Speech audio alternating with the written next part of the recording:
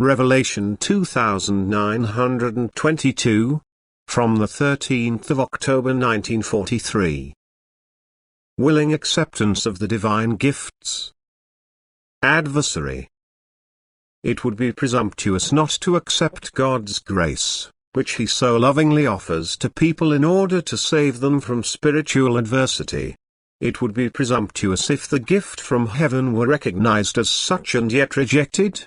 But people's spiritual state is dark, and God's adversary rages amongst them, who clouds their thinking and tries to turn them away from God.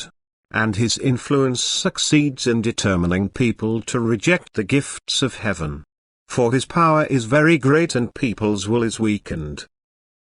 And even the struggling human being often succumbs to his influence because he lacks the heartfelt devotion, the unhesitating trust in God's protection and help, because he does not let God's strength affect him without resistance, and because every resistance clouds his clear judgment.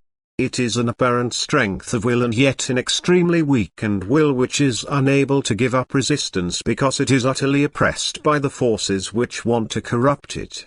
The spiritual gifts which God offers to people must lead to God as soon as their strength flows towards the human being, which, however, only results in their willing acceptance. And this strength expresses itself in peaceful realization. The human being, who until now has been a seeker, is aware that he has found what he is looking for, and he is delighted by this realization, which solves many questions and gives him the inner peace of being sheltered by the Divine Father's heart. Divine gifts must also exert a truly divine influence on people. They must educate them to love, gentleness and patience, to mercy and peaceableness. However, its influence must not be resisted by not recognizing its divine origin, otherwise God's gift of grace would restrict people in their freedom of faith and will. The power from God can only be effective where it is received with an open heart, where it is desired and thus also acknowledged. And thus countless threads from the beyond to earth are left unheeded, forces flow to earth which could have an unspeakably liberating effect on people if they were granted entrance. But human will closes itself against this, and this resistance cannot be broken by force. The human being's will has to become active itself. He has to be willing to let the good take effect on him, and through this willingness withdraw from the forces of darkness.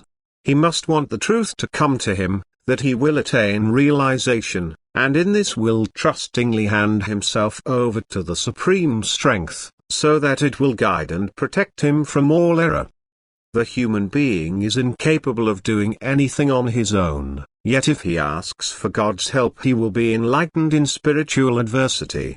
And then he will no longer reject what is offered to him as a divine gift through God's great love. Amen.